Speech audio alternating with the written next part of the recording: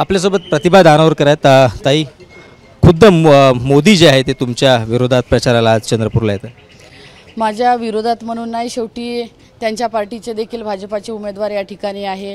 मी काँग्रेसची म्हणून या ठिकाणी उमेदवार आहे. शेवटी त्यांचा लोकसभेचा उमेदवार असल्यावर ते प्रचाराला येणारच आहे.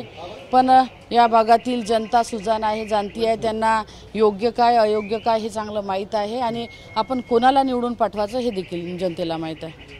14ला मोदी आले होते, भाजप जिंकली. 19ला मोदी नव्हते आले, भाजप हारली. 24ला पुन्हा मोदी येत आहेत. मोदी आले म्हणजे भाजप हारली न भाजप जिंकली हा विषय अजिबात नाही. शेवटी मतदारांचा कौल कोणाच्या बाजूने असते हे अत्यंत महत्त्वाचं आहे आणि यावेळेस सगळ्या मतदारांचा कौल हा भाजप विरोधी आपण सगळे अशा पद्धतीचा आहे आणि तो कौल येत्या 19 एप्रिलला आपल्याला माणसांच्या मताच्या रूपाने दिसेल. तुमची फाईट इतकी टफ आहे की स्वतः मोदी येतात? फाईट फक्त तुम्ही पत्रकार लोक म्हणत आहे, आमच्या दृष्टीनं फाईट काही टफ नाही आहे.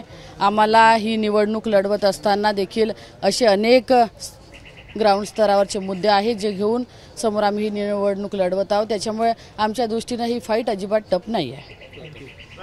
तर या होत्या प्रतिभा दानोरकर, ज्यांचं म्हणणं होतं की फाईट कुठेही टफ नाही आणि मोदी आले तरी त्यांच्या जिंकण्याच्या शक्यतेवर काही परिणाम होणार नाही. सारंग पांडे, ABP माझा, चंद्रपूर. ABP माझा, उघडा डोळे बघा नीट.